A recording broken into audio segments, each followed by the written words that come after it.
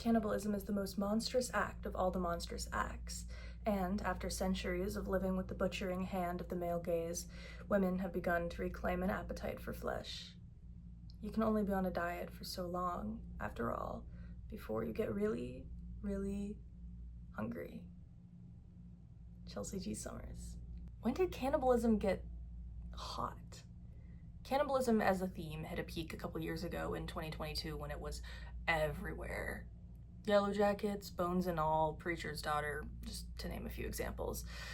One must imagine that in a frankly dystopian time of screen-dominated life, cannibalism offers a version of closeness that is disgustingly and unmistakably physical. Since the popular cannibalism pieces are all centered around it being an expression of love, people online, including myself, have started calling it romantic cannibalism. I had made a video last year speaking about romantic cannibalism, but since then, my thoughts have changed entirely. What I initially thought was romance began to look suspiciously like desperation, masquerading as devotion.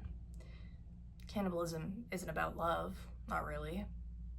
It's about hunger, obviously.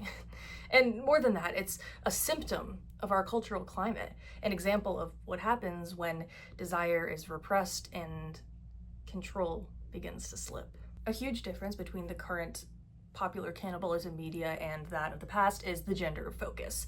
While cannibalism has historically been a vice reserved mostly for men, we've seen in the 20th century sort of flip that sentiment on its head and go in a more female-centric direction. It's not hard to decipher why that is, as women are still held down by a system that favors men in every way. When I picture a perfect woman under the modern Western patriarchy, as I presume many of you do, I picture a thin, dainty woman with long hair. She's quiet, unassuming, unthreatening. She lives to serve. She doesn't take up any space, neither mentally nor physically. She is forced to be her smallest self. And I bet she's really fucking hungry. Hunger is an incredible control tactic. Keeping women obsessed with being thin keeps them down and weak enough so that they don't or can't fight against the patriarchy. In a world where active deterioration is the hottest state a woman can be in, we must poke and prod at ourselves endlessly, suck some fat from there, add it here, don't forget to laser your legs, until we are little more than pawns in this oppressive system of women's abuse. In Carrie Caput's article, Skinny Culture and the Patriarchy Blues, she says, if we are obsessed with beauty and thinness and diets and youthful skin, we won't have the energy for resistance. We will be too tired of fighting ourselves to fight the systems of oppression. But the suppression does not stop at our appetites. We're also taught to suppress our sexual desires, our emotional needs, even our intellectual capabilities, and especially our rage. The system, our political and social construction, requires women to stay controlled. Cannibalism represents a loss of that control, the ability to indulge and consume even the grotesque. You can see this in our contemporary media, such as in A Certain Hunger by Chelsea G. Summers, where female cannibals are portrayed as being driven by this innate, insatiable appetite, as opposed to being mindlessly evil monsters. You must not consume anything flips on its head to become consume everything. Consume excessively, consume violently. And the hungrier someone is, the more they'll want to eat. There's only one archetype of acceptable femininity under the patriarchy, and that is a woman who is soft, sad, and pretty. Weak. Sadness is allowed because it's quiet and non-threatening, and that suffering then becomes poetic and consumable. Women are allowed to suffer, of course. We love seeing women suffer, but only in ways that are pretty to look at. Rage, for example, is an emotion that we're not as open to. It's ugly and loud, and therefore gets mocked and pathologized. Think of how people adore Lana Del Rey, our archetypal sad girl, as opposed to how people feel about Chapel Roan, who would be our archetypal angry girl. People do not like Chapel Roan. This has another fun viral name, female rage. Notice how the acceptable expressions of female rage are when it's performed and stylized. Even rage has to be aestheticized to be tolerated. In the words of one of my brilliant professors, women's sadness is palatable for society. The patriarchy has made it an acceptable and even valuable aesthetic. Women's rage, however, is mocked and reviled. Even our extreme emotions are only allowed to exist within confines created by men. Cannibalism is a more visceral version of that same rage. This is what happens when anger becomes physical and uncontrollable. A Certain Hunger by Chelsea G. Summers is a perfect example. The book follows Dorothy Daniels, a middle-aged food critic who has a penchant for murdering and eating the bodies of her lovers. Dorothy doesn't suppress herself to make herself digestible, and she's actually borderline smug about her escapades. In her refusal to bend to the patriarchal expectations of her surroundings, Dorothy also refuses to submit to the idea of a palatable woman. If her transgressions were to be accepted, she would have to be quiet and submissive and pious, and she is objectively none of those things. Her hunger is just like a preference that she has. She acts out of desire instead of out of desperation. In Summer's own words, we expect random acts of violence from men. Men are the people who brought us the golden hits of war, genocide, rape, drones, and football. We do not expect murder, pain, and sadism from women, but we are co-opted idiots. Our unshakable belief in women's essential goodness is a wondrous, drooling thing. It's as if none of us ever had mothers who ever acted cruelly, and we all did. Some of us more than others. The book has been frequently held up as deeply upsetting, and I would attribute it entirely to that point. It is not the story of a meek woman who happened to fall into the glittering world of cannibalism. This is a woman who deliberately chose over and over again to make her choices on her own and consume violently without discretion. The sexual woman has long been villainized. There is this long-standing cultural tendency to frame women's wants, not just their actions, but their desires, as inherently dangerous. This motif is common throughout thousands of years of media, all the way from Helen of Sparta to Cassie from Euphoria, where women who express desire are punished by the narrative for doing so, whether through death or social ostracization or what have you. Even outside of fiction, this dynamic persists. Women are expected to be desirable, but not desire, to attract attention, but never to claim it. To want too much is to risk becoming grotesque. This framework makes female cannibalism make perfect sense. If female sexual desire is already treated as excessive, then cannibalism simply pushes that excess into its most extreme, visceral conclusion.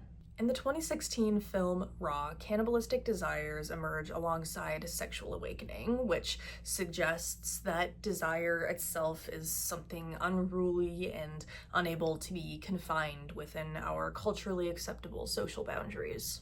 Similarly, as I mentioned, in A Certain Hunger, the embracing of these desires rather than the objection of them is what makes the story so unsettling. The implication, then, is that the horror of cannibalism lies not within the physical act of consumption itself, but rather one's inability to suppress the urge behind it. My first time making this video, like I said, was centered around cannibalism as seen through a romantic context.